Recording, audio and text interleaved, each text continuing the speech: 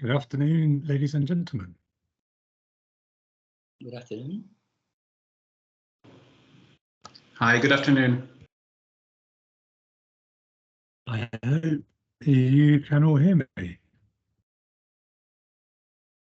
I can hear you, Andrew. Can you hear me? Yes, I can perfectly. Good afternoon. We have just got to 1:30, and I can see we have a great group of people online. So indeed, Andrew, we've got a few more participants we expect to join in the next minutes or so. So I propose that we wait maybe another 2 minutes before we formally Very good. Okay, I'll take your lead. Very good.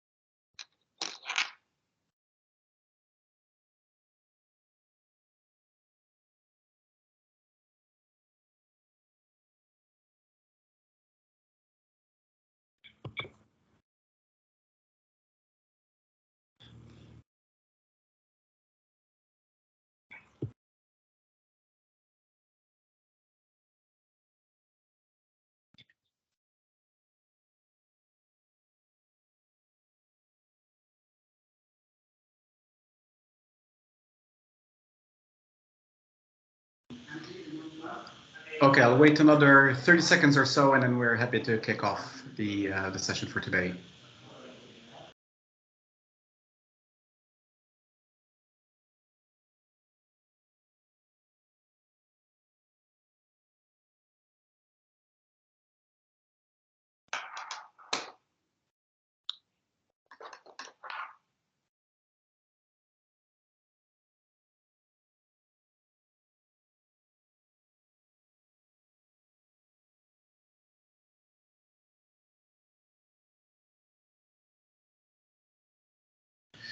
All right. Okay. Well, thank you all for participating today. It's a real pleasure to welcome you to join this workshop this afternoon. We have been asked for help with from the Foreign Commonwealth and Development Office to organize this networking workshop between the UK and Hungarian space sectors. And we have hopefully an exciting agenda today. But before we go into that part, can I just make sure that all of you are muted, and if there are any questions, please feel free to reach out by chat either to our colleague Sylvester from the Hungarian embassy the British embassy in Hungary, or my colleague Yoga, who's been in touch with many of you with the contact details, both of whom are contactable by chat. And with that, I also want to thank the support that we've been receiving, both from the British Embassy in Hungary, but also from the Ministry of Foreign Affairs and Trade in Hungary for the various interventions that we'll be hopefully getting and the help in promoting this session today. We are recording this session. If we can, we will want to make use of this, and of course we will be contact you all afterwards to share some information with the participants. The purpose of this workshop is to help promote the visibility between Hungarian companies and capabilities and the UK space ecosystem. We have been selected to be involved in this in part because of our own involvement ourselves of working between the UK and Hungary on a project, and I'll talk a little bit about this in my slides. And perhaps with that covered, I can go to the agenda. So I guess the next person to talk will be Andrew Davidson, who is the Deputy Head of Mission from Hungary, for representing the British government, following which we will get a keynote speech from Gyula Fazekas, who is from the Department for Space Policy and Space Activities within the Ministry of Foreign Affairs and Trade. And then afterwards, we will be going to a series of presentations by UK and Hungarian organizations. And we've got an initial program put together. And for those participants who haven't had a chance to yet express their desire to present something formally, we'll give an opportunity for people for ad hoc presentations as well later in the session. So maybe with this, I can ask Andrew Davidson to go ahead and give us a few comments from his perspective. Thank you very much. Thank you. Good afternoon, everybody. It's a pleasure to join you all online today. I'm very grateful to the Hungarian Ministerial Commissioner, Oysholya Ferenc, and her team for making this possible. I'm really pleased that we're coming together online. I just want to give a couple of contextual comments and make 3 brief points by way of introduction. By way of context, this event really brings together folks in Hungary, folks in the UK, across the UK space sector. It's a significant part of our economy, employing 47,000 people in the UK, really high value job sector, high skilled workforce. And we know that that's significant globally too, where there's a measure of the global space economy reaching 490 billion by the end of this decade. So it's substantial in economic terms. The UK space strategy that we have that guides our work, it looks at opportunities over the next decade across the civil and the defence space. It includes things like satellite broadband, with which we're all very familiar, but also some of the more specific areas in orbit servicing, manufacture, space-based engineering, and so on. We have a typically very commercially led approach, and one of our goals is to help UK companies flourish through the innovation space that exists on this. We've got really important relationships, obviously with Hungary, but also with the USA, Japan, India, the United Arab Emirates, and so on. And I think it's often through the international collaboration that we make the greatest headway. The three sort of points to really reflect on are that we continue to develop across the commercial and technical areas. We've got a lot of experience on the manufacture of spacecraft and particular strength in small satellites. But we're also a ground leader on a leader on ground-based manufacture and services for navigation systems, satellite communications, and so on. We're going to be hosting end-to-end space services on science and technology development, satellite design, financing and insurance, and downstream analytics and space capability. The second thing I'd really say is on the timeliness. So we know that Hungary is launching a space strategy that I'm sure Mr. Fazekas will be able to speak to in more detail. We're working on a bunch of joint topics that we discussed when we met last week. And the UK Space Agency is going to be funding projects internationally to support high impact locally led schemes. And we're really keen to grow not just in England, Wales and Scotland, but internationally. We've got a specific centre in Oxfordshire called the Harwell Space Cluster, where we've got 100 space organisations and over 1,400 people employed. But if I just make this final point on the funding I've mentioned, the idea is that we can link up valuable networks of investors and innovators and really showcase the strengths that we have and that others have. We've got our main space agency delivery partner, the Satellite Applications Catapult. that's all about space clusters, high impact projects, accelerating the development of space ecosystems to realise the full potential of space across the UK and internationally. We're also keen to promote the other aspects of the UK Space Agency Accelerator, such as the Entrepreneurial Spark, to work with entrepreneurs across the UK and internationally. And I guess the final thing I'd say is to kind of encourage everybody in the course of these discussions to flag up where there's options for more collaboration, so that we can follow up to the online event. We are going to be having a UK Space Agency delegation come to Hungary next month for a visit.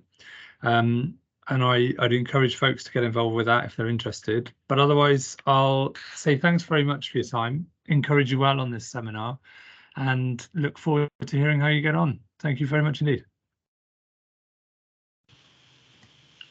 Thank you very much for that introduction, Andrew, and for that very helpful description of the UK landscape and the various partners involved, and also about this upcoming visit to Hungary, on which it would be perhaps worthwhile to coordinate going forward, because we have an opportunity of helping a few companies visit Hungary as well in the space ecosystem from the UK side. So that might be a very opportunistic joint effort. So perhaps we can be in touch after this, Andrew. Thank you very much. I think with that, if Fazgas Gyula is happy to present from his perspective, I would welcome you to give your address. Thank you. Thank you very much. Dear Mr. Andrew Davidson, Deputy Head of the British Embassy in Budapest, dear representatives of British and Hungarian space institutions, companies, and other entities, ladies and gentlemen, dear colleagues and friends. May I welcome everybody from the quasi-headquarter of the Hungarian space activities, the Department for Space Policy and Space Activities of the Ministry of Foreign Affairs of Hungary, the office of Dr. Orsolya Ferenc, the Ministerial Commissioner for Space Activities of Hungary, who unfortunately is not able to join us today. It is my great pleasure for me to welcome you on behalf of her request. My name is Gyula Fazekas, Minister Plenipotentiary of the Department for Space Policy and Space Activities, mainly responsible for UK, Canada, Eurasia, and Indo-Pacific regions. In this capacity, I also represented Madam Ministerial Commissioner at the Global Space and Technology Convention 2023 in Singapore a month ago in February. Today, I would like to say some words about Hungary's space strategy, as well as about the entire state of play of the Hungarian space activities flagship project, the so-called HUNOR program. In Hungary, space research and space activities dated back to February 1946, when the famous lunar radar experiment was carried out by a group of Hungarian scientists headed by physician Zoltán Bai. Hungary is the 7th nation in the world to send its own astronaut, Bertalan Farkas, into outer space in May 1980. Hungarian research entities, academic institutions, and economic actors have earned global reputation since then. Hungary is proud of its strong scientific and academic traditions, as well as its emerging business competencies in the field of space activities.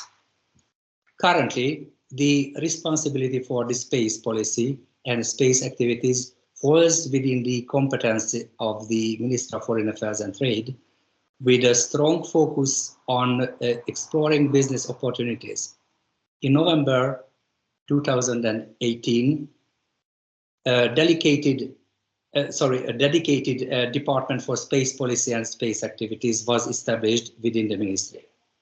In recent years, Hungary has quadrupled the budget and the number of projects devoted to the space domain, including a significant increase of its contribution to the budget of the European Space Agency, which the country joined in 2015. A business incubation center was established in order to facilitate the integration of Hungarian startup space companies into the European space ecosystem.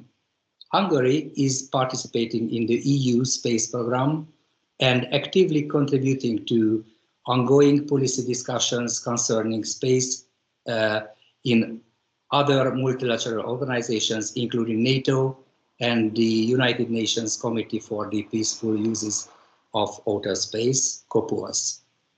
Hungary is currently working on expanding its cooperation with its strategic partners. There is an emerging cooperation with various private companies involved in the space domain. Up to now, we concluded 18 bilateral MOUs for collaboration in space-related issues with foreign countries and entities. Various flagship projects defined in Hungary's space strategy are being planned and developed, such as Hungarian astronaut mission in 2024, the development of a commercial satellite and its related terrestrial infrastructure, and the development of test facilities. The Hungarian to orbit HUNOR, so-called HUNOR program, plans to send a Hungarian astronaut to the International Space Station by 2024, equipped with a wide range of Hungarian designed or manufactured devices, and with a host of scientific experiments to be performed on the board. Participation in space activities used to be limited to nations with the ability to sustain high-cost investments. Nevertheless, the Hungarian space sector has been involved in international collaborations and programs for decades, utilizing its marketable competencies in the field of research and production. The explosive development of the advanced technologies and the spread of the new space phenomenon have enabled smaller nations to get involved in space activities. The strengthening of the knowledge European triangle, education, research and innovation, with clear research programs can improve the market attitude, the skills and motivation of research institutions while providing innovation potential for the domestic economy with a high rate of return. The first Hungarian space strategy was adopted by the government in 2021.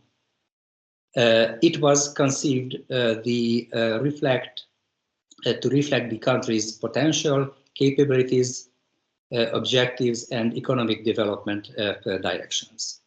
It provides a realistic analysis of current trends, recognizes breakout opportunities, and identifies directions for further development. Hungary will strive to contribute to global value chain of the space industry and become a regional leader in specific development areas. The vision and the scope outlined in Hungary's space strategy are consistent with the economic development objectives set by the government. The strategy sets targets for 2030 and addresses the most urgent requirements in its short-term action plan. So concerning the objectives and specific targets, we identified 3 such objectives.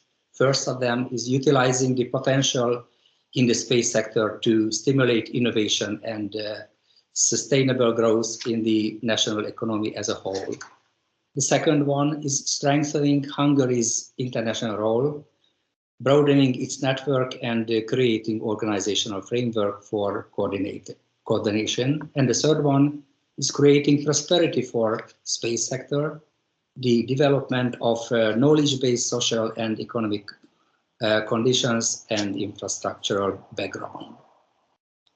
The space industry's resilience to economic crisis is fundamentally determined by the involvement of the state.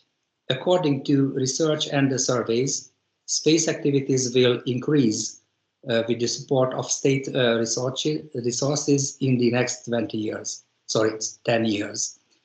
In addition to the states and the government's active involvement through the implementation and development of these strategies, as well as with procurements and finance of the national space sector can be set on a long and sustainable development path.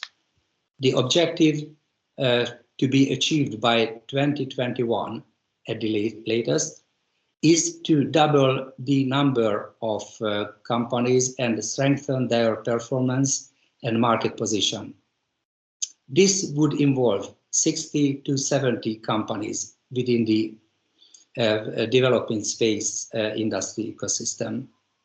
Doubling the number of jobs in the space sector by 2021 is a realistic target that includes increasing the number of researchers and highly qualified experts. And finally, I would like to say some words about the Hungarian research astronaut program, HUNAR, so-called HUNAR. The Hungarian government has authorized the organization of the Hungarian astronaut program with the US as a partner in August 2021. The government provided $99 million for the entire project, including Hungarian R&D activities related to the mission. In December 2021, the pre-contact, so-called, for the Axiom space mission was signed in Washington with a total sum of $6.5 million to further the programs.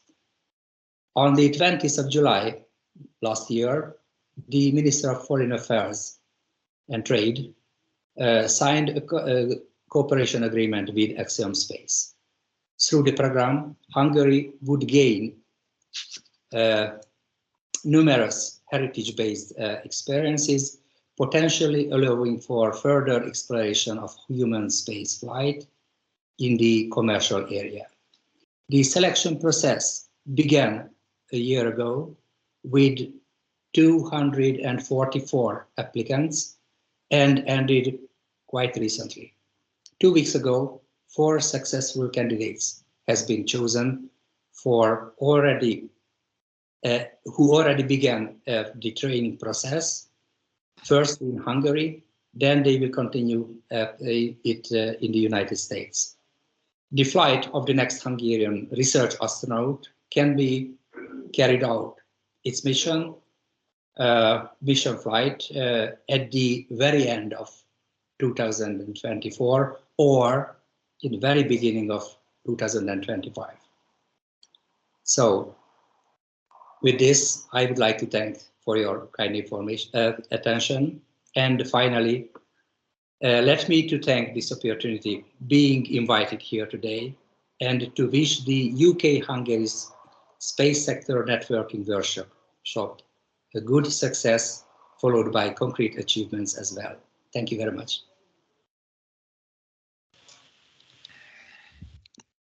Thank you very much, Mr. Fozgash, for this excellent summary and a description of the ambitions of the Hungarian government approach towards space. And it's, I think, very encouraging to see the ambitious steps which are being taken and objectives for the country, and in particular the attention that's being brought towards supporting commercial development of space, including for the astronaut program, which is quite interesting. So perhaps thanking you for your contribution for now. I will then move on to the next stage of the program, which is to give a chance to all the participants on the call today to promote their activities and their work. So as part of that, we have put forward an initial pitching order for the first 5 companies to go ahead. We have, of course, the opportunity for the other participants as well to start talking and give a presentation about our company. But first, we will start in this order. So I will be giving a 5-minute summary of ourselves, our own company, and what we're doing between the UK and Hungary. But then I will ask our partners in this activity, C3S LLC in Budapest, to give a summary on their side as well. And then we'll move on to a number of other companies. While we do these presentations in the next 25 minutes or half an hour, can I ask the other participants to start preparing themselves, to introduce themselves and to introduce their company as well, those of you who are not on the list at the moment. And if you have any questions or any points that you'd like to make, please reach out to either Sylvester or to Yoga with any questions on the chat in the meantime. Okay, so I will switch on to our own promotion. So I'm Marcel Tessany. I'm one of the co-founders of a small company in the UK called Blue Skies Space.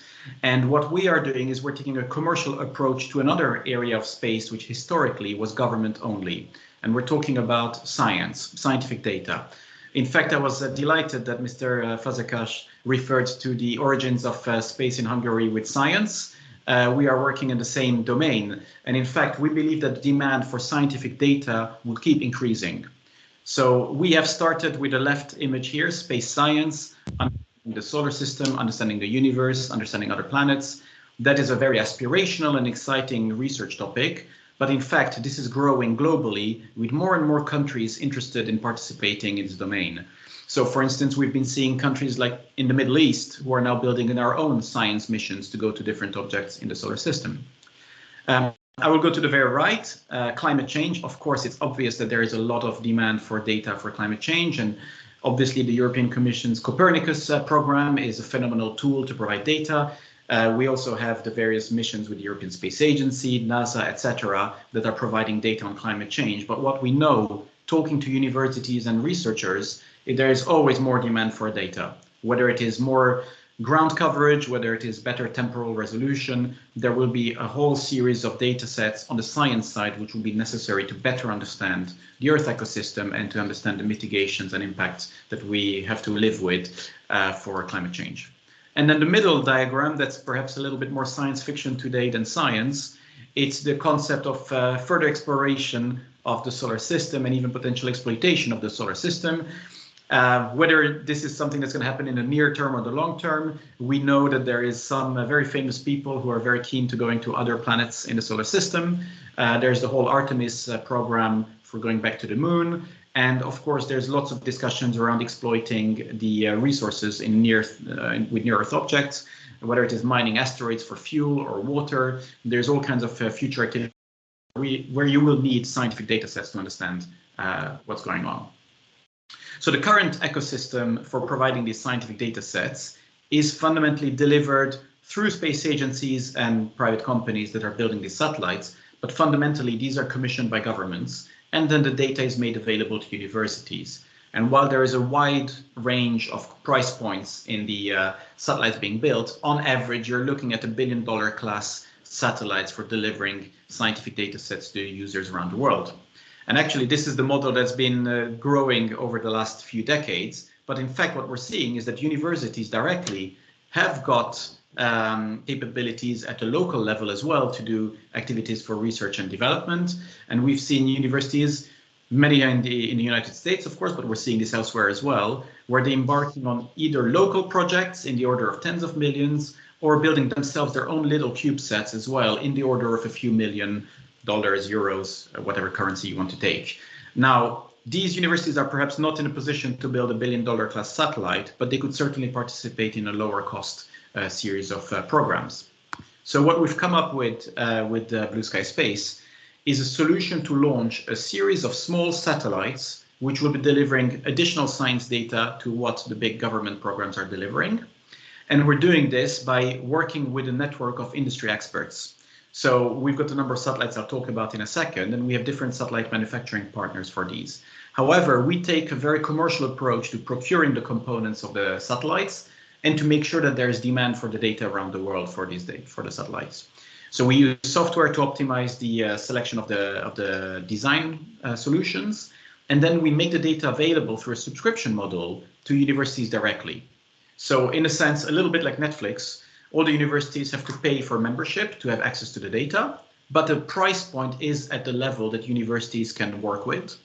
And we're doing this at the global level. And in fact, universities are already using some of these models with ground telescopes, but it's not been done from space as a commercial activity.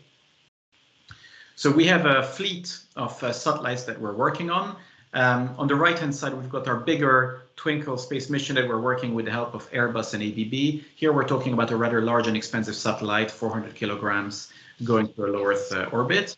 And on the left-hand side, we've got the smaller satellite MOVE that we're working on together with the Hungarian partner C3S. And in fact, this satellite is fully funded by the European Commission and through the Horizon Europe program. And it's being built by C3S in Budapest with the help of ISIS Space in the Netherlands and our own company, both in the UK and an office we have in Italy. And we are procuring an off-the-shelf telescope from Europe and spectrometers as well, which allow us to deliver this satellite in a very, very rapid timescale. We're talking about a launch at the end of 2024. The science that we're working on is to actually monitor the stars far away from our own solar system, a particular category of stars which have a lot of varied activities which might have an impact on the habitability of nearby objects. So this is the science driver that the science community is really interested in, and this is the data that the satellite will deliver. But I guess my closing remark here is that we've been very, very fortunate to find C3S as a Hungarian partner to work on this project. It was thanks to the opportunity of the Horizon Europe funding program, of course, that we've been able to afford to kick off such an activity and reach out to various partners. And it's been a real pleasure working with the Hungarian partners so far, which really got us to think that if we could do anything to help promote further the visibility of UK and Hungarian capabilities, maybe this will unleash a series of further collaborations, some of which are already, of course, ongoing, but hopefully we can support this and add to this sustained growth of collaborations. So with this, if it's okay, I will ask the next presenters to come online and give their presentation. Of course, there will be a discussion opportunity later. If anyone has got immediate questions, we want to make sure that people have a chance to have one or two questions for each talk, but we will ask for most of the discussion to take place at a later stage. Okay. Hi, Petra. Hey, hello there. Good afternoon to everyone. So I'm Petra Torok from C3S. I'm a sales associate at the company. First of all, thank you for organizing this event and also for inviting us. I will just quickly share my screen. Let me know if you can see it. Yep. Okay, great. So it will be just a quick introduction as I only have like 5 minutes. So our company was founded 10 years ago with the launch of the first Hungarian satellite called MASAT. It was a 1U CubeSat. Since then, we have focused on 2 main areas. One is for small satellites and the other one are for large satellites. So we have great experience in power distribution, mainly for larger satellites. We have our own DC-DC converter, for example. We put a huge emphasis on thermal design even for small satellites, which is not really common in the market recently. We also offer a turnkey solution for small satellites, so we can support our partners from mission planning, mission operation. We have our own mission operations center and also ground station at the top of the office. We also help with testing and launch management and so on. We have our own in-house manufacturing capabilities with these qualified hand solderers. Here you can see a couple of our projects. So altogether, we have participated in 12 contracts with ESA so far, of which 7 are already closed. So here you can see the first 5 projects, which are for large satellites, and then some small satellite projects like RadCube. We launched that 3U satellite in 2021 in August, and it's still operating even though the contractual phase is already closed. We also have some upcoming launches. One is actually will be happening in April, in the beginning of April, which is Vireo, a 3U satellite. Then we have a 6U, and then move, which has been already mentioned by Marcel before. We're working on that together with Blue Skies Space. So it will be a 60U platform. So here you can see some pictures about our small satellite subsystems. So all the subsystems are developed in-house, and they are also manufactured here. All the subsystems are double redundant, and they have a single point of failure tolerant design. All the systems are designed and manufactured following strict ECSS standards. And the platform I mentioned earlier, RadCube, the 3U satellite, was actually developed under the strict monitoring of ESA. And the design is such that it's easily scalable. So we offer CubeSats up to 60U for now, but we are aiming even higher in the coming years. Here you can see a couple of pictures about a large satellite project. So we now are able to design and manufacture large satellite parts as well. We can offer the complete design, including electronics and mechanical as well. And we can cover the whole AIT process, also with verifications and tests. And that was all from my side. It was quite short, but of course, if you are interested in deeper conversation later on, we are open to have that, of course. And thank you for your attention. Thank you very much, Petra. Are there any questions for Petra C3S?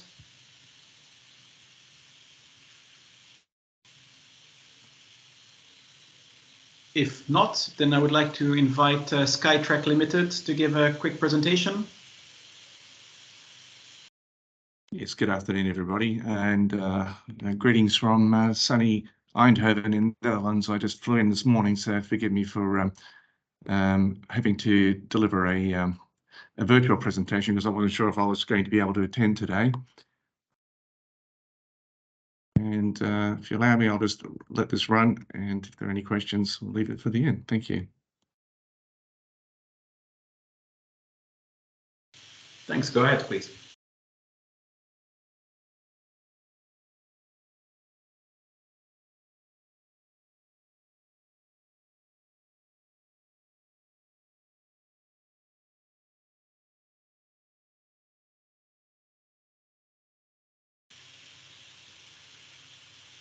Don, we can't hear you, unfortunately. Oh, forgive me. Sorry. Let me just try this. Okay, we can hear you now. Okay, just a sec.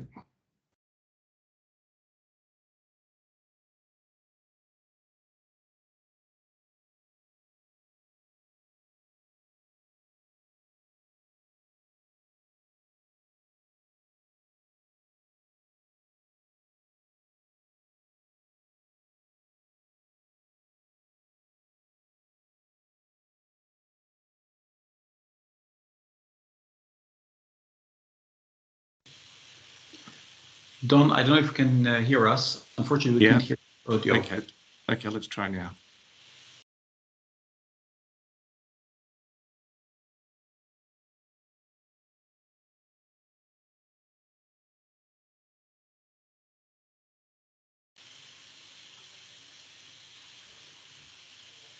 Sadly, Don, we still cannot hear you. Okay, look, can you hear me now? Yes. Okay, sorry for that. Let's just run through it now. So Skytrack has been providing professional business and technology consulting services in the aerospace and satellite industries for over 20 years, serving customers in the UK and Hungary. Our team of experienced associates are fluent in the language of business and technology, supporting private and public sector clients. Our role is to help bridge the gap between complex technological concepts and the essential needs of business, whether that is preparing winning business plans, negotiating supplier or customer contracts, delivering savings on goods and services, or providing training and skills development for your team to succeed in a competitive environment. Skytrack has been engaged on assignments with client spend ranging from 60 million up to £6 billion. We have delivered almost £200 million in aggregate savings to our clients, which is an equivalent of more than £300,000 per day of engagement. Skytrack principal consultants have a long heritage in the aerospace industry that includes being responsible for the marketing and business development of Australia's first global mobile satellite communication service from the Perth International Telecommunications Centre that serves both the Indian and Pacific Ocean regions, which effectively covers 2/3 of the Earth's surface. Our principal consultant was a non-executive director on the board of Inmarsat and was appointed to lead the strategic planning of 2 generations of geostationary satellite constellations, Inmarsat 3 and Inmarsat 4. Skytrack was deeply involved as a strategic advisor to the UK Ministry of Defence Skynet 5 and Skynet 6 geostationary satellite constellations. We delivered over £110 million of negotiated savings, as well as designed the elicitation and definition of the user requirements for both space and ground assets supporting the UK's latest military satellite capability. In collaboration with KPMG, Skytrack researched and authored a commissioned report for the Government of Greece to optimise the use of their then new domestic satellite, Hellasat 2, which was to deliver government services throughout the country. Last year, Skytrack undertook a preliminary investigation into the 2021 Hungarian space strategy to determine how well the 3 strategic pillars were being implemented. The initial findings suggests that space-focused higher education is advancing well, while there are considerably further growth opportunities available for Hungarian domestic and international space-based enterprises. As previously mentioned, Hungary has a long and proud tradition in the space industry, enjoying a reputation for delivering innovation, quality, and value for money, with payloads and subsystems featured on ESA and NASA missions, as well as an array of downstream services. Although comparatively small by European and global standards, today there are almost 30 major Hungarian businesses offering space solutions, with the top 7 dominating almost 80% of the market. Further growth in this sector is expected as the Hungarian government is committed to supporting the space industry. One of the ways this support is being fulfilled is through Hungary's membership of the European Space Agency and its support of the ESA Business Incubation Centre, ESA-BIC, which is delivered through the design terminal. Skytrack has an active role in providing mentoring services for Hungarian space entrepreneurs, as well as in the design and development of incubation programs. This year, Skytrack will deliver a series of workshops for the Hungarian Astronautical Society, or MANT, which is the oldest domestic space research association in Hungary.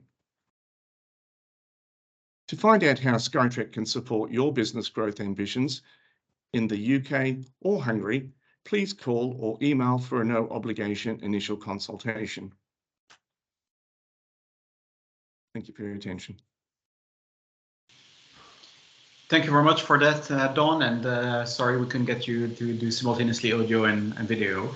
A comment that I will make to everyone, and I'll repeat this at the end of the presentation, is that we'll ask all of you to confirm that you're happy that your details are made available to the other participants following this session, and we will ask everyone to provide a quick short summary of their activities, so that's available for everyone as well to consult following this session. Okay, with that, are there any particular questions for Don from Skytrack?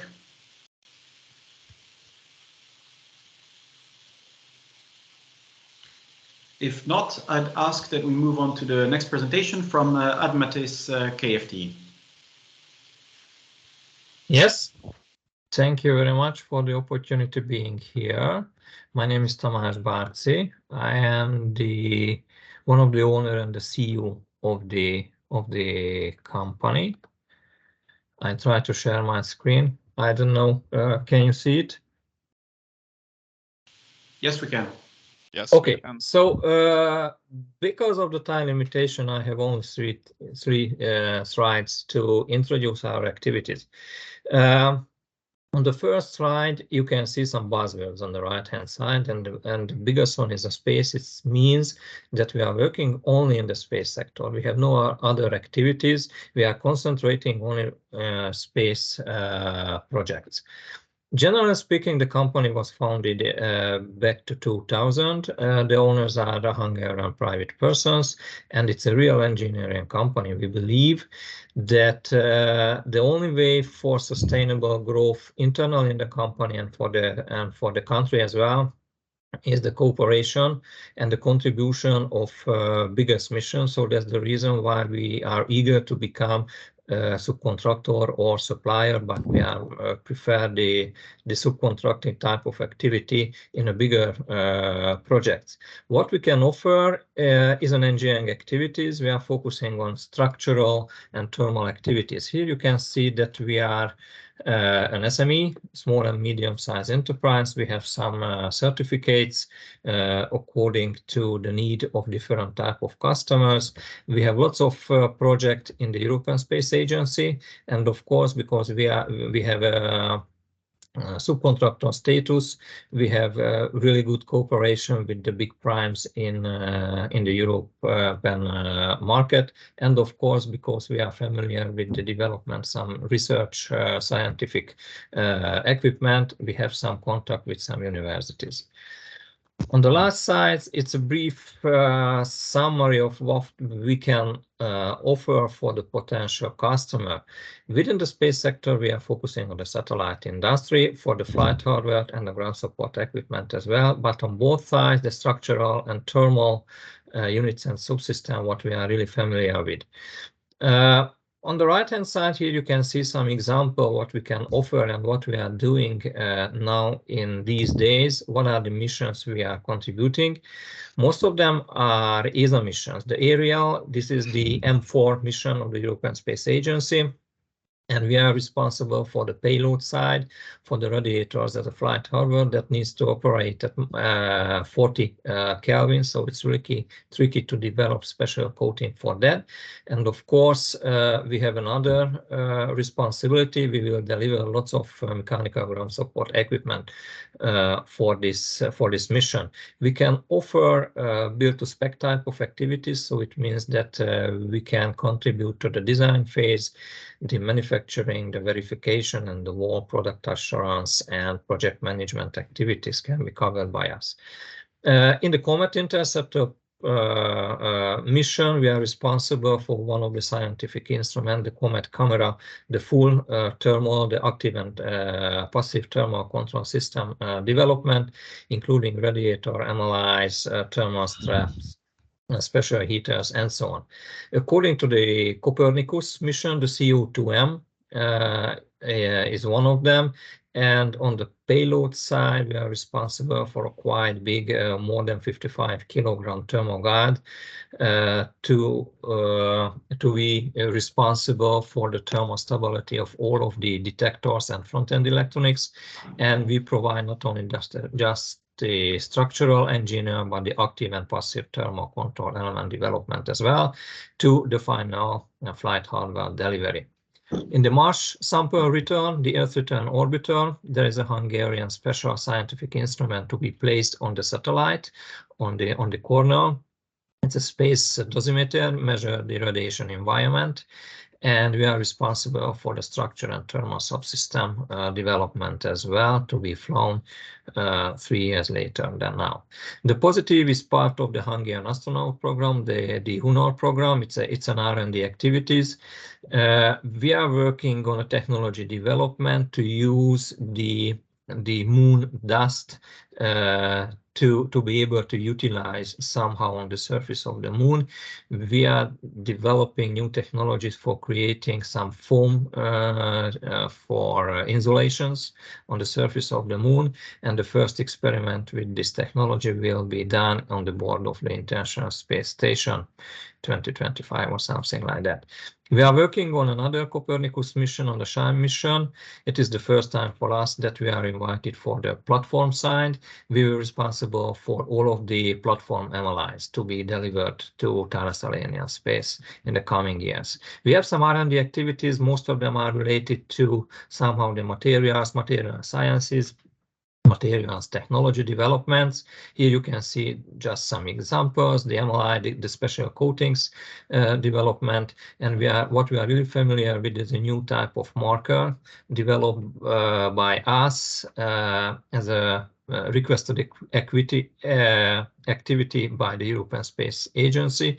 It is a marker that is age resistant to be placed on all of the Copernicus missions, and hopefully in the coming years all of other ESA missions for that.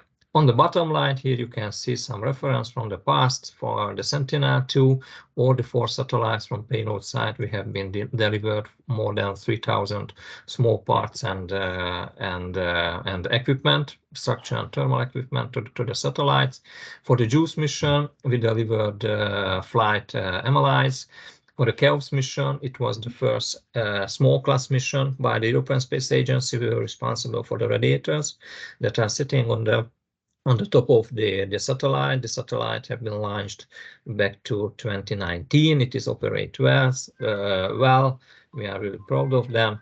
And back to 2010, we had a scientific experiment on the board of the International Space Station. It was interesting for us because not only the scientific background, but the equipment development also have been done by us. I think that's all within 5 minutes. Thank you for your attention. Thank you very much, Tamás, for keeping within the short time frame and for condensing this very interesting information in a short few slides. Are there any particular questions for Tamás from Admetis at the moment?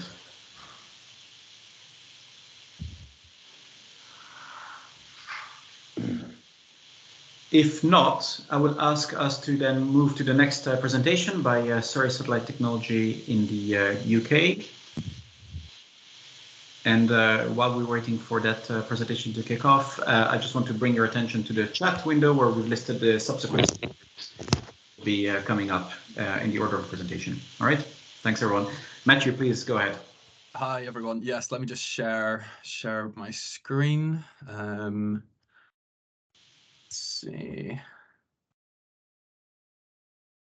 Can everyone see the presentation? Yep. Okay, perfect. Yeah, just like to start off saying thanks for getting us involved in this exciting workshop. It's been great to hear about the opportunities both in the UK and Hungary space ecosystem, and a lot of opportunities there for collaboration. But yeah, so I'm here today to represent Surrey Satellite Technology, also known as SSTL, based in the United Kingdom. My name is Matthew Christie, and I'm a business development engineer here, working across a wide range of activities and projects, which I'll hopefully get to share with you today. So SSTL are a space mission prime based in Guildford, in Surrey in the United Kingdom, with industry partners worldwide, including our parent company, Airbus Defence and Space. We were established in 1985, so I'm going up for a long time, and we're one of the pioneers of the small sat revolution that has really characterized the new space era in recent years. We've enjoyed considerable growth since this founding, employing up to 400 staff today and having launched just over 70 satellites. So SSTL are vertically integrated across a wide range of the space mission value chain, and because of that, it gives us great control of our cost, schedule, and risk of the projects. We have the full capability to design component parts, to build them, test them, launch, and operate these space missions as well. Our spacecraft and payload solutions are spread across a number of different areas of application, including Earth observation, navigation, communications, science missions, and technology demonstrations. And we have the capabilities for batch building and constellation design as well. So SSTL's offerings continue after the assembly line, providing customers with launch and insurance procurement services, as well as the ability to carry out operations from our Satellite Operations Centre in Guildford, which has accumulated just over 200 years of in-orbit satellite operations. In addition to these, we also provide world-class capacity building and training programs. So this is anything from short thematic courses on something like systems engineering to a complete know-how transfer in the design, manufacture, integration, testing, and operations of a satellite. So a full sort of end-to-end solution available there. In terms of the numbers, as I had mentioned, we've manufactured 71 small satellites across a wide variety of mass and form factors, so 3 to 660 kilograms. For 20 countries, and we also provide these services to commercial customers as well. We are just about completing our 21st training program with happy customers spread out all across the globe. We've had 40 launches on 12 launch vehicles, so a lot of opportunities for employees to see their work shoot off at high velocities on a rocket vehicle, which is exciting opportunities.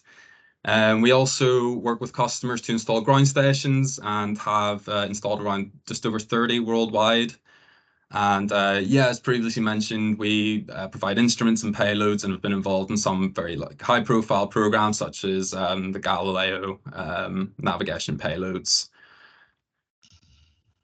So doing space differently has been our ethos since the beginning, and we continue to channel this innovation-fueled spirit to remain at the forefront of a rapidly changing small satellite industry.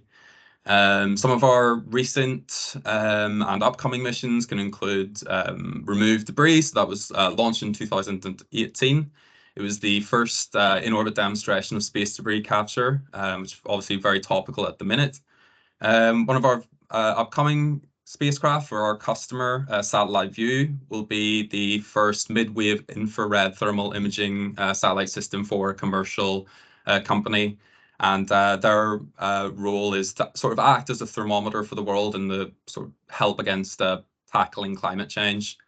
And another particularly interesting one that we have coming up is Lunar Pathfinder, and this is our lunar data relay spacecraft, which will be the first European commercial service of its kind.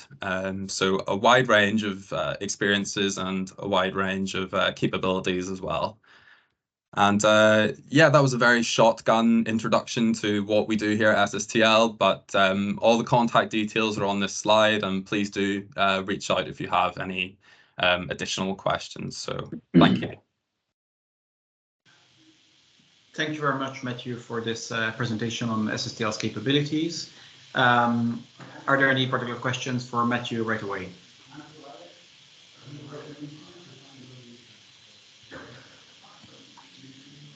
If Yes, not, sorry. Yeah, if it's possible, I have a questions. I saw that you can offer some training courses, and my question is that is it open for everybody, or is it an internal opportunity for your employees? No, so we provide training opportunities as a service. So if any person anywhere is interested in, as I say, something from a short systems engineering to a full capability of space mission design, we offer that as a service. Yeah.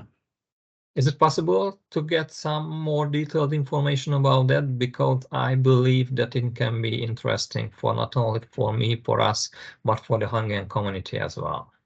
Absolutely. Yeah. I think my details will be shared out with everyone at the end of this webinar, and more than welcome to get in touch. Yes. Okay, thank you very much. Thank you. Yeah. So to confirm this, we will be compiling a summary document, which might take a few days to circulate. So in the meantime, Tamás, if you want to drop me an email, I can put you in touch with Matthew faster as well. Okay. Okay, thank you. All right, thank you very much. So on that basis, actually, Tomasz, I believe you might be the one speaking again on HunSpace. Yes, you're right. So thank you again, the floor. I try to share the other presentation related to the Hungarian space cluster.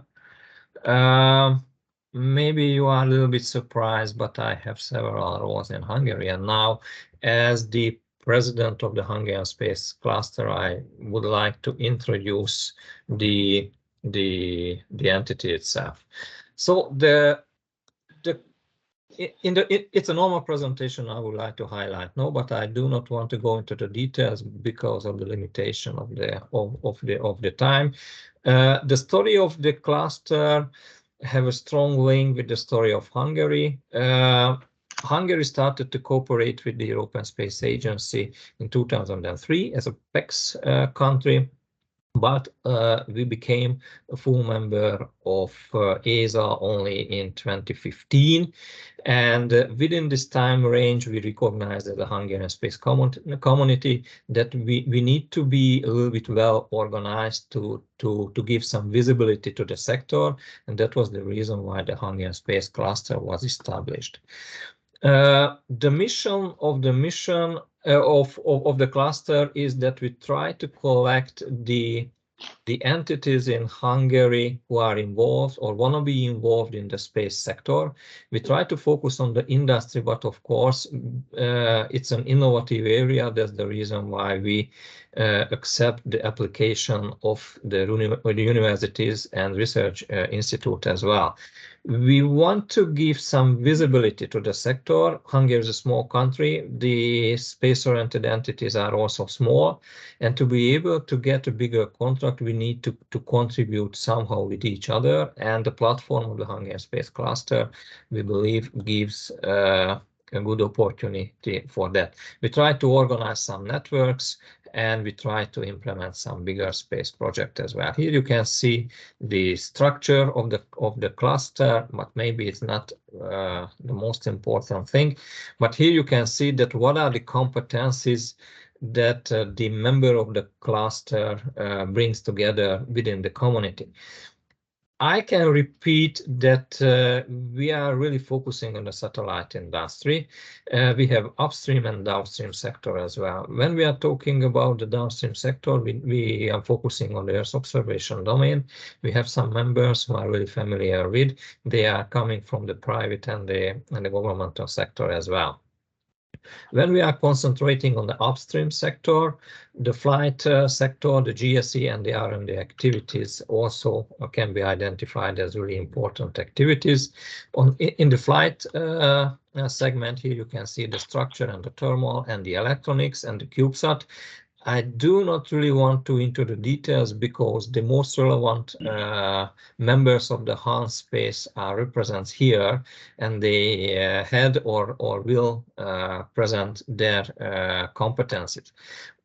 That it might be interesting that we have a so-called hierarchy within the cluster, that we have some primes. It means that there are two requirements to be fulfilled in a company or entity want to be a prime. First of all, they need to be contracted, so they need to be provide high reliable, high quality proposals to be selected by a customer. And it's not enough. They need to organize a team, a kind of consortium or supply chain below them. So it means that these companies are able to organize or manage bigger contracts. The next level is the R&D actors. They are also capable to provide good quality proposals. In most of the cases, they are selected by customers, but they can fulfill all of the requirements. They can do all the activities required by a customer alone. So they do not need to cooperate strongly with other actors. And of course, we have lots of suppliers. These companies are professional, but they are not focusing only in the space industry. They have lots of activities that can be offered as a contribution to the R&D actors, and mainly for the primes. We need to think about some CNC machining or something like that, and they are supporting the activities of the primes and the Hungarian space community, but they do not want to be directly involved in the international space sector. And what is really important is the science and education sector that we have within the cluster. Some universities, some research institutes, some county chambers, they are supporting our activities as well. And maybe this slide would be the last one from my side. What we are doing, we try to represent the members in international trade fairs and some events. We used to travel to the International Space Days organized by ESA and ESTEC every 2 years. We used to have a booth for that, and we used to visit the Space Tech Expo in Bremen. We are organizing networking events, and we can offer support and monitoring to the members. It means that we got lots of business opportunities, and if we think that some of them can fit with the competence of one of the members, we can send them this opportunity. And if one of the member is requested, we can support the members in the tendering processes to be successful. As I mentioned before, we have a quite good collaboration within the cluster in big missions. We try to organize and we try to initiate an internal training program for the space sector, because in Hungary we have no space engineering education at high level, and we think that this is one of the key elements to be successful at international level. That's why I asked the Surrey company how can we join their program, but we have an internal one that is waiting for financial coverage for the ministry. The leaders of the HunSpace are part of the Hungarian ESA delegation, so it means that we can give advice for very high level at Hungary to be able to make better decision. Of course, we have some support for the universities, and it might be interesting that we are one of the founder of the SMF4 Space. It's an association headed in Belgium, and they are well-established organization, and they are continuously invited to high-level ESA and EU space-relevant meetings. And through this association, we got lots of information from higher level. I have some other slides, other sites, so-called success stories, but as I recalled, most of the members are representing here, and they will introduce themselves. So I do not want to go into the details in this section. So we are eager for cooperation. We heard, and I'm pretty sure that there is at least one cluster in the UK, and we are really eager to start an official cooperation with them, because it can be more efficient than a group of entities can collaborate with each other than instead of the standalone companies as well. So we are here, and we are really open for cooperation. Thank you very much for your attention. Tamás, that's a fantastic closing note for your presentation. Thank you very much for this very well-structured thought process in how we can improve the collaboration opportunities. And I would definitely want to follow up with you one-on-one after this for subsequent events. I will mention this at the end of the presentation. We are trying to organize a follow-up visit as well from the UK to Hungary, and calendars are going to be always a challenge, but we'll try to do our best to coordinate with you. And if you do support networking events and opportunities, I think it would be very good to collaborate with you on this. So thanks for that. You're welcome. Are there any other questions for Tamás on HunSpace? If not, I'll ask Astra Agency to go ahead and do their presentation. Thank you, Marcel. Can you hear me all right? Perfect. I'll share my screen. Give me 1 second. That should hopefully also be visible now. Perfect. Thank you. So hello, everyone. It's a pleasure to be here and to meet you all. My name is Antonio, and I'm the Senior Project Manager at Astra Agency. Just as Samash said, I'm particularly excited about talking to you today because we are particularly keen on supporting collaboration both across industries and nations, and we're always eager to enable and support these conversations and activities. We've previously done so for delegations from Australia, Switzerland, Czech Republic, and we look forward to potentially supporting you in your journey as well. Astra Agency, despite being established only in 2019, we've very quickly grown to become a global lead in strategic marketing and market intelligence with over 50 clients across the globe today. We're officially headquartered in Edinburgh in Scotland, but we work remotely with team members across the UK, Italy, Ukraine, Sweden, India, and Canada at the moment. What sets us apart from other marketing agencies, though, is our growing team of experts with over 45 years of industry and experience. We have a dedicated technical team with a deep understanding of space technologies and copywriters with extensive experience in both space and mainstream media, enabling us to nail messages that we put across. Our services range across 3 business lines that we offer offer comprehensive support to both private and public businesses, from marketing and promotional services, as most marketing agencies, providing actionable intelligence and development plans to support you in understanding the sector, its players, and how to best position your business for success. We support clients across the whole value chain, including upstream, downstream, government, academia, and emerging technologies too. Here's just a small snapshot of some of our clients, including global leaders like Euroconsult Inspire, launchers in spaceports in the UK, data insight providers like Astera, Constellar, Trade and Space. We've also supported the local and national UK government in developing several strategies, some of which I'll talk about in a second. To very quickly give you a snapshot on some of our previous work, this is some of the branding examples that we've put together. This is one for Trade and Space, a company using satellite data to verify and assure sustainability of commodities like coffee and cocoa. The brand had to merge space, sustainability, innovative digital technologies, whilst paying an homage to their previous brand. So it's quite a fun project to work on, and we're very excited to see them use the website and everything in their pitches.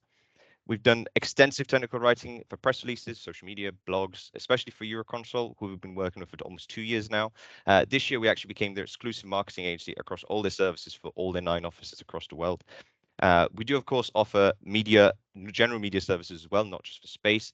We are currently part of one of 2 consortiums working towards the first ever active debris removal mission in the world, founded by the UK Space Agency and led by ClearSpace. Our first kickoff press release announced the mission reached an estimate of almost 1 million people in over 20 countries.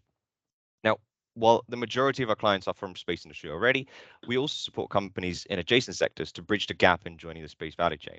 Alpha Data was an example of this. They design and manufacture very high performance electronic boards that are mostly used in aerospace and finance. But they've approached us to see if we could advise them on how they could embed themselves in the space supply chain as well. After supporting them to understand the landscape and gain the right verifications from product tests, now 10% of their revenue comes from working with clients in space, including NASA JPL. They've recently launched something to the ISS. Which we're very excited about in summer last year. Lastly, as I previously mentioned, we also support the government and government entities with actionable insights and development plans. Last year, we produced 2 strategies to support the development of the Scottish mega cluster and the New Anglia region located in the east of the UK. We've also produced the world's first space sustainability roadmap for the Scottish space sector, working with international stakeholders, both across industry and academia, to set out a series of achievable steps that we're now working to support and implementation with companies and the UK as a whole. With all of this in mind, I'll stop there because I think I'm already approaching my time. I look forward to hearing from you and hearing about the rest of the businesses as well. Thank you very much, Antonio, for a very concise and quick delivery of the presentation. Are there any questions for Antonio immediately?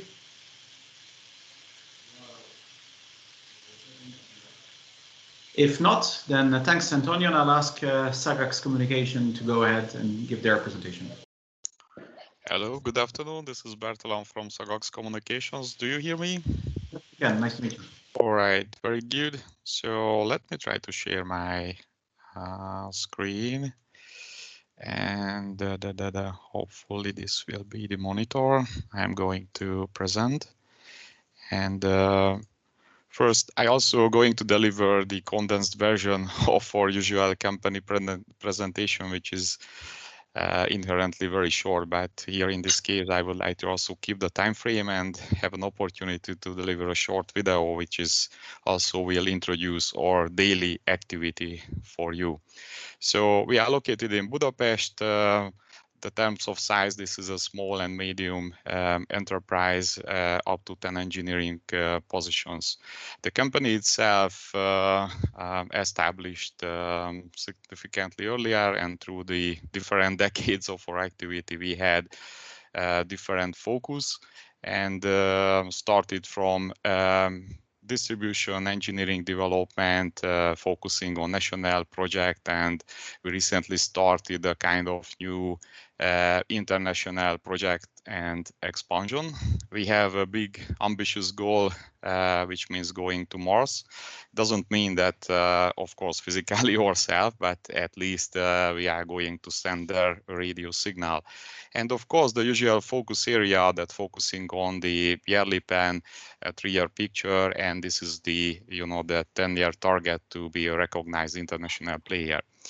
I would like to skip the very original core values and core focus, just one sentence about that. So we have a dedicated professional team, a lot of decades of experience, and recently we are going to focus on deliver solution and integrated system. And I think this slide, which is even more important, that what is the field of play of this company. So you have to know that originally we are rooted back to the aerospace and mostly on the defense sector, and we had a lot of defense projects in the last couple of decades.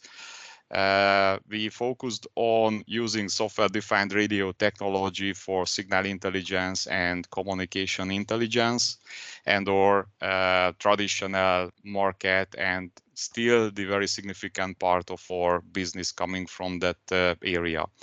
On top of that, we also focusing on the traditional test and measurement, including also the radio frequency stuff with spectrum monitoring systems and radiated measurement. But this is a traditional T&M. And since we recognize the very significant heritage in Hungary, as you already heard from space research and space activity, and Hungary was already managed joining as a full member for the European Space Agency. Since then, we also started to focus on the space market. And this is, fill in the bucket we call the scientific research, where we had already good results, for instance, with SAM and other big scientific projects. But usually the projects we engage with space actors, also like a scientific or supporting the scientific project with some kind of engineering activity and engineering development work. We have subject matter expertise in electromagnetic simulation, antenna element and antenna array design, including analog signal conditioning with high dynamic range, multiple source and sink activity, and wide bandwidth and high frequency multi-channel digitization, analog and digital signal processing with the associated software stack. Just for illustrating this kind of capability, let me share a couple of pictures. As we usually used to say that one picture can tell hundreds of words. So this is a very representative picture where we already designed an antenna element and built an antenna array for one of our customers for VHF, UHF application. As I mentioned, this is a kind of unique engineering field and mindset, the antenna related stuff and electromagnetic radiation related stuff. Antenna is a special component which can couple the radiated electromagnetic to the guided electromagnetic wave on the wire or other structure. After that, usually we bring some analog signal conditioning and signal processing element, a very traditional microwave circuits. You might be recognize a couple of components like filters and so on. So also we have background and with our associated partner, a great manufacturing capability for such an analog radio frequency and microwave circuits. Usually after that, in a signal chain, we have a digitization where we can transfer the signal from the analog domain to the digital domain. again, with the current market leading technology, usually based on the European or US chipsets, we are able to provide systems and integrated functions up to 6.4 gigasample. In this case, we can cover fully digitally the sub 6 gigahertz range and frequency extension up to 40-50 gigahertz also possible. Adding some signal processing software, including record and playback and different kind of data manipulation. Is it possible either offline or real-time processing the signal, including different modulation format and presenting the signal to the user on the usual GUI software. Our business activity based on, as I mentioned, with this kind of project-based activity, of course, we try to productize some of our products and use these products in the next couple of projects. And recently we come up with some kind of service activity. Actually, we have a detailed product line with all of the components of the radio frequency system. But again, I really do not want to dive on in this kind of structure and the components. Just would like to mention the usual software-defined radio activity that adding different components to a computer with software, we are able to build an instrument. And this is what currently our core focus is, that we are going to deliver integrated system from a very simple portable device up to the desktop or connected devices. And these are our references with different customers. And up to the end, we are able to build a complete operational site integrated systems. Regarding the space activity, you see that it seems to be like a ground station. So as you already, I think, understand, we are more focusing on the ground support equipment and ground station and this kind of activity instead of building satellites. However, we are ready to engage to work with the companies or work with a team to provide real payload or operational system for the satellite stuff. And usually this kind of equipment is used this way, as you can imagine, that operators and the staff is sitting a room behind the computer room and running their daily job on this one. So I think this is the couple of slides I prepare. And before I ask your questions, let me try to bring you here a short video. This is only 2 minutes, and this will also introduce that who we are and how we are working, right? I don't know how the sounds will good, but let me try to add.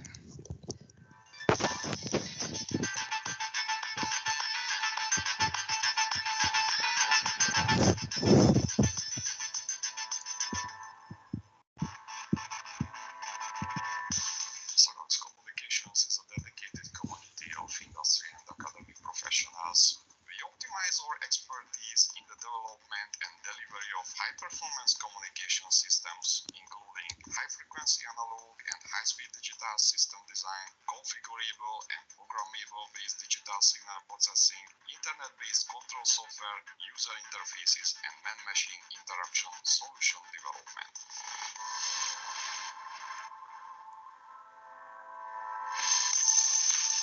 We are working on our DFIP that is based on the theory of full-wave interferometer, built on multi-channel phase coherent radio platform. The core of the software IP is the algorithm itself, which is responsible for calculating the angle of arrival of the incoming radio frequency wave.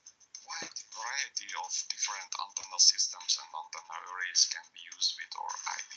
We also have the experience to propose the best antenna system for the different applications to our customers.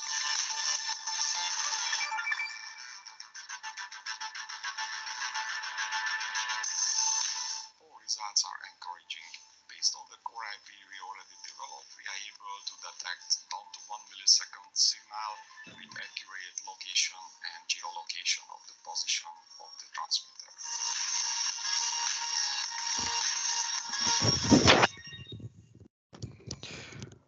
All right, thank you very much. So this is Sagax, and I am ready for your questions and any further discussion. Dr. Berthelon. Do we have any questions for Sagaris?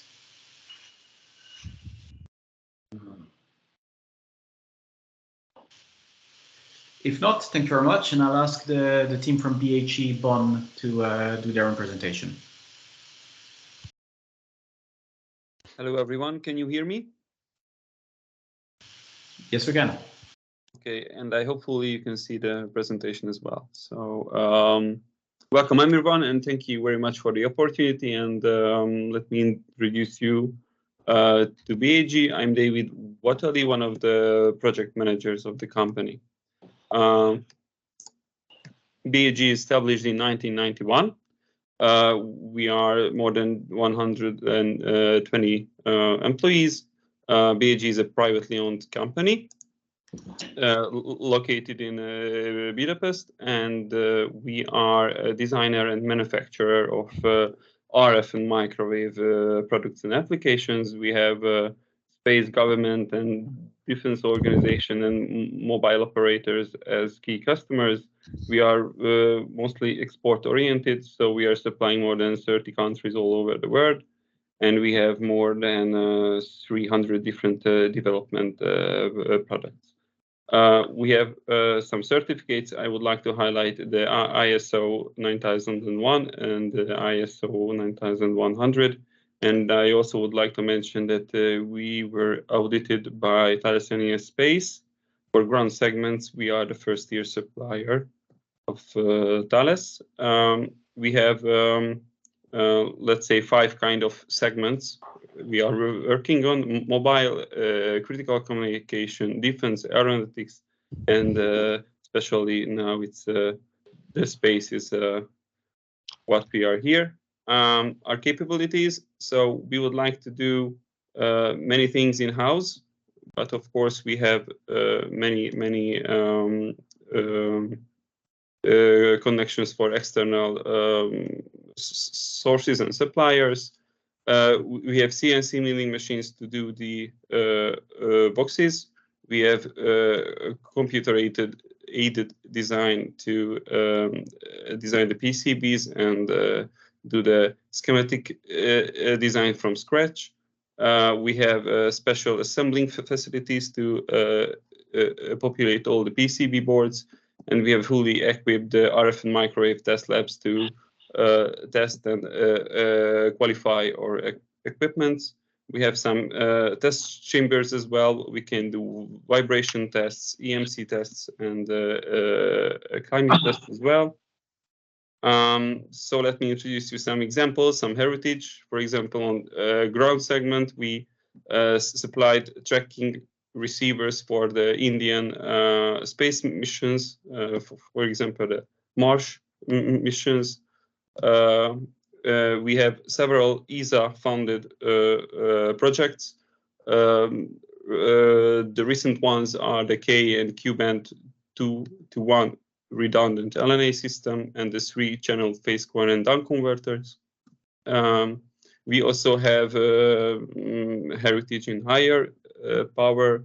For example, some S-band uplink SSPAs, which was installed at the DLR station in Antarctica. Some space heritage is the 40-watt gallium nitride-based SSPA in S-band on board the ISS.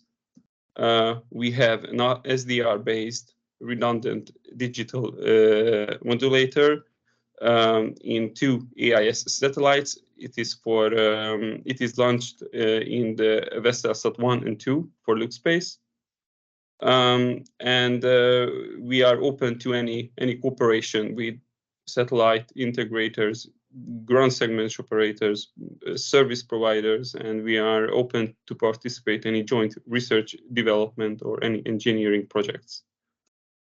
Thank you very much for your attention. Thank you very much, David, for that presentation. Are there any questions for David?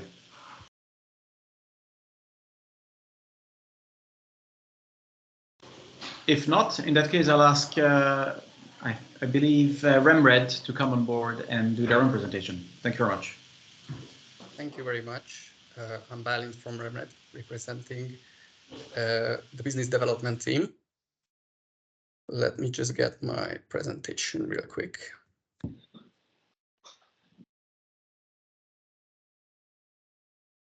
So, Remred was established in 2016 as a spin-off company to the Center for Energy Research Institute, which was responsible for a lot of space activities in the past 50 years.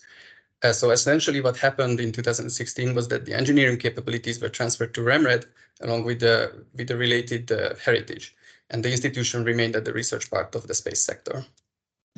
So currently we are a 100% privately owned company, and we grew from a small group of engineers to a 43 people organization, and we plan to expand that to 60 by the end of this year.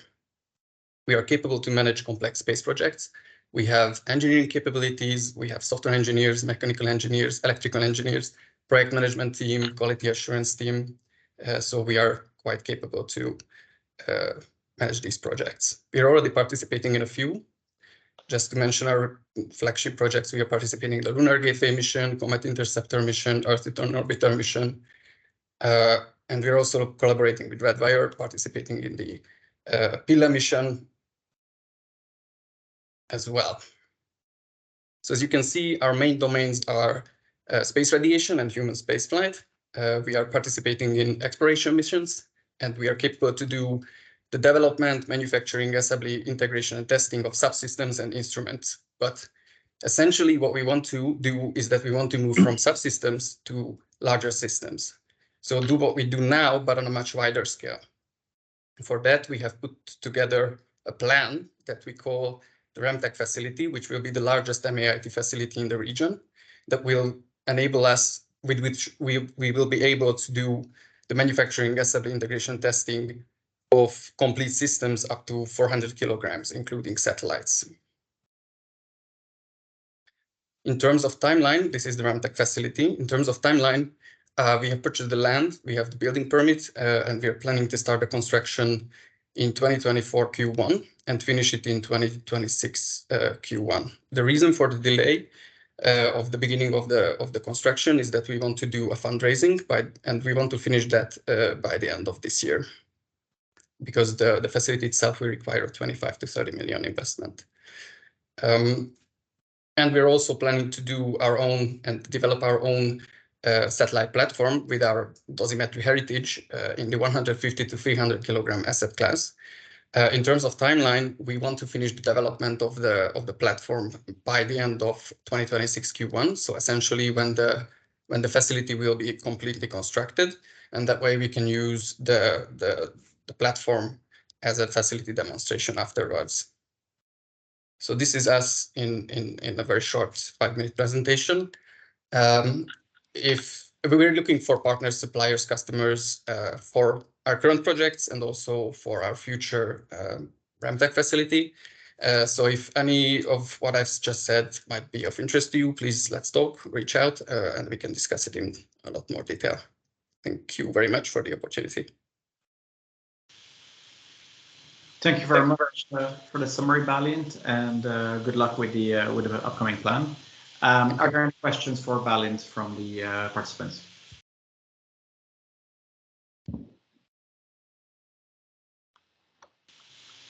If not, then we'll switch to InnoStudio, and can I ask, I think, Sylvia to go ahead and do the presentation.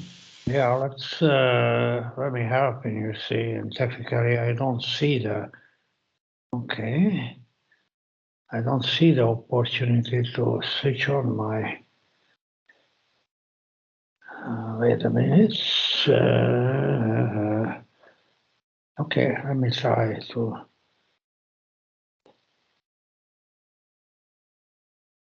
Do you see it?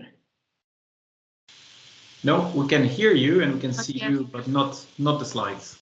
Oh, okay. That's bad. Well, let me give you without the slides. So this is InnoStudio, the part of a network, innovative corporations which were founded in 40 years ago, 83. We got our first investment for the USA for using artificial intelligence in drug discovery in '86, and since that we're dealing mostly with drug discovery here in the Earth, and then since 2016 in the space also. In the space, the Inno Studio is that our niche company, which is focusing and pioneering to space chemistry, which is a fast-growing field, was enabled essentially by special chemical reactor constructions, which get known and used during the last 20 years. We have been pioneering on that. One of the members of this corporate network is exporting for about 70 countries and with 2,000 customers. We do have employees in the UK, and we do have research collaborations with the Imperial College, the University of Cambridge. One of our instruments are used also in the University of Nottingham, who is pioneering in space chemistry, and then, of course, the large industrial corporations in the pharma in the UK, like GSK or AstraZeneca. We started our UK selling collaborations in '88. The corporation and the DAR holding is a private network living from the market, expanding investment from the US, UK, and also partially from Hungary. Received something like around $100 million for the last 10 years.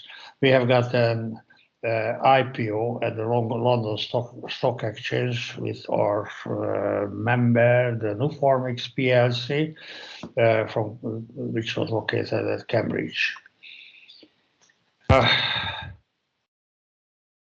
I would, well, it is difficult to present without pictures. One of our products, which is already on the market, is the Space Mod Reactor. It's a hardware applicable to perform different chemical reactions, which are for high importance for the pharma industry and other industry like polymer industry, and considered as the number 1 to 2nd reactor for synthesis in space.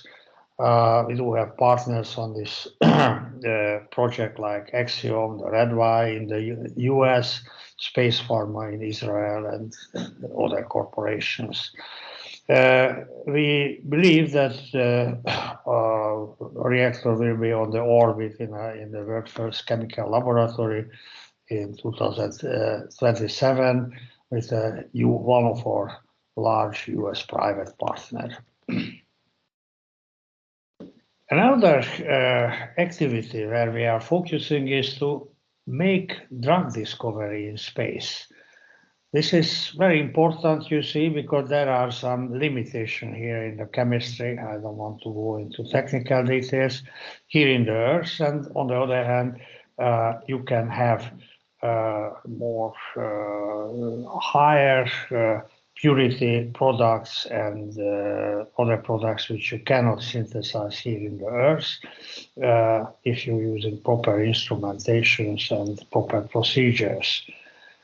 Microgravity, low temperature, radiation, unknown effects are all very important ingredients of this effort. And our flagship project is the world's first anti-COVID drug research project, which we have been performing on the ISS for almost 4 years. The third visit on the ISS was just performed last week, and we hope to get the results back again over next week.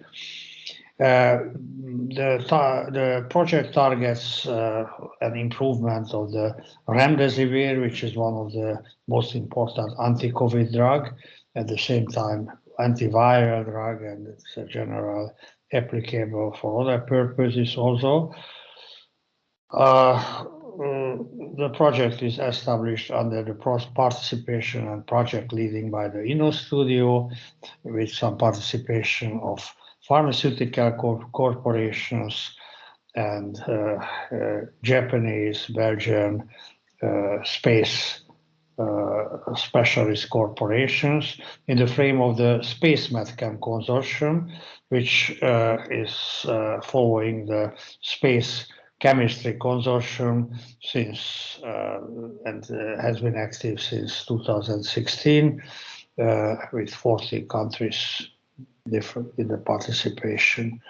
We have created a worldwide interest with this research, which is certainly the most complex pharmaceutical research in the space presently. If you're interested for the more technical details, I'm very happy to send you papers and technical information. Thank you very much for your attention. Thank you very much, Dr. Darvas, for your presentation, and sorry that we couldn't see your slides on this occasion.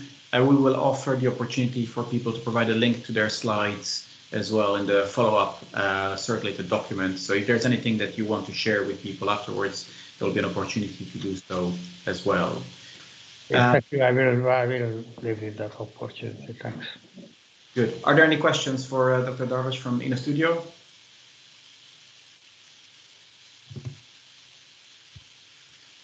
If not, this was the last formal requested presentation from the participants. Now, we do note that there is a few more participants in the meeting today who have not had a chance necessarily to present their work, and so we just wanted to give a chance for people who might not necessarily have a formal presentation, but who might want to just introduce themselves and say who they work for and what they work on that might be of interest to the audience. Just to name a few people without necessarily singling people out, we've noticed György Domokos, Kiglics Gábor, we see Neil Stevens from the UK, Aaron, and a few others. So if any of you want to just say hello and introduce yourselves, please do so now. Hello, good afternoon. So, as you mentioned my name firstly, I would like to greet all of you on behalf of Airbus DS Hungary Limited. Our company is mainly a production company here in Hungary, production of the image processing. So our mother company is the French headquartered Airbus DSGO, and because of several good economical and professional reasons, our subsidiary is a really good choice for them. So we have about 40 people staff here, and we are mainly undertaking projects for internal customers. So about 99% of our production is delivered to our owners, to our mother company. But sometimes if there are some good opportunity to cooperate or collaborate in international projects, usually we can undertake this kind of challenges as well. So if any one of you is interested in the image processing and the value-added production development, we are ready for any cooperation. So briefly, just that's all. Thank you. Thank you very much, Georgia, for that. And sorry for picking you first. You're the first one that appeared in my list. Okay. With that, I'll ask anyone else who wants to say hello. I noticed that Neil, you've unmuted yourself. Yeah, hi. For hosting this, a very interesting presentation or summary of presentations from a lot of companies. I've learned quite a lot. I had no idea about how far advanced Hungary was in terms of their space capabilities. So very interesting to that. My background, I work in insurance. We provide products which would insure assets on the ground during launch and whilst in orbit. Those, and also covering liabilities. Those are the standard policies. I'm currently in the middle of moving between one insurance broker to another, where when I start the new position, it'll be with a very strong focus on new space activities. And I'll just say briefly that we've got a lot of brand new, very good ideas which can help you support your businesses and ensure that you have certainty in your commercial activity. I'll leave it at that, if I may. Thank you, Marcel. Thanks so much, Neil. Thanks for popping in. I note a few more names on the list, Gabor Kiglic and a few others. Do you want to introduce yourself?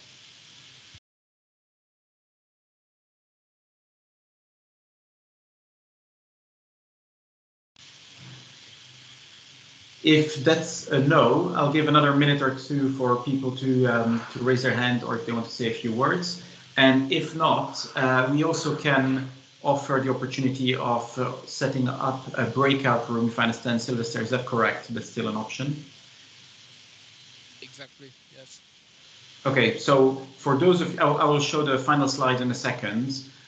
In the meantime, if any of you have an interest of taking the opportunity of this session that is live right now to have a parallel conversation with one or a few other participants, please write to Sylvester directly, Sylvester or Yoga, that will be very helpful. And in the meantime, while you think about this, I will share the final slides from my perspective on this event.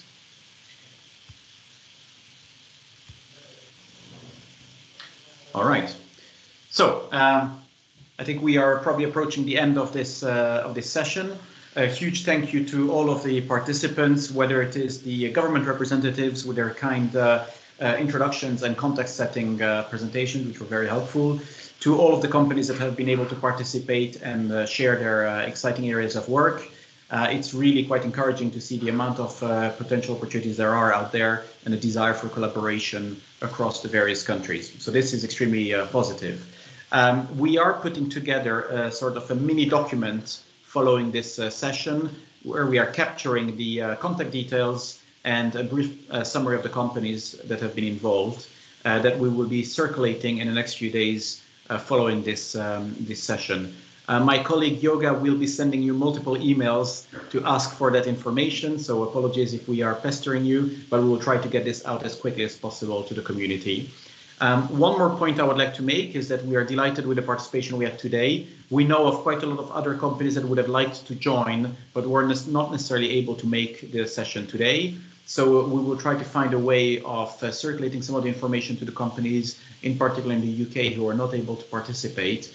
And I would like to work with some of you to see how we can maybe set up a follow-up session as well, perhaps with the help of Hunspace, for instance, in setting up subsequent conversations. And as the deputy ambassador from Hungary, from the UK, has indicated, if the UK Space Agency is organizing a visit to Hungary, we might want to try to co-organize something on that front. As part of the activity that we've been receiving support from the FCDO for, one of the ambitions is to actually set up a small visit from a few UK companies to Hungary and meet some of the companies in Hungary. So if we can perhaps align those opportunities, that might be of interest. So please watch this space. We will try to organize this. The objective is to organize this by mid-April. If we see that there is a way of aligning this with the UK Space Agency, we might need to move the date a little bit. And Sylvester, I'll be in touch with you on some of the logistics around this, I'm sure, shortly. So if anyone has got any final comments or questions, please raise them now. And if any of you are interested in having using this platform with a breakout room for a follow-up conversation with anybody else, please indicate this in the chat to Sylvester now. And otherwise, we'd be delighted to follow this up by email with all of you as we progress in a few weeks.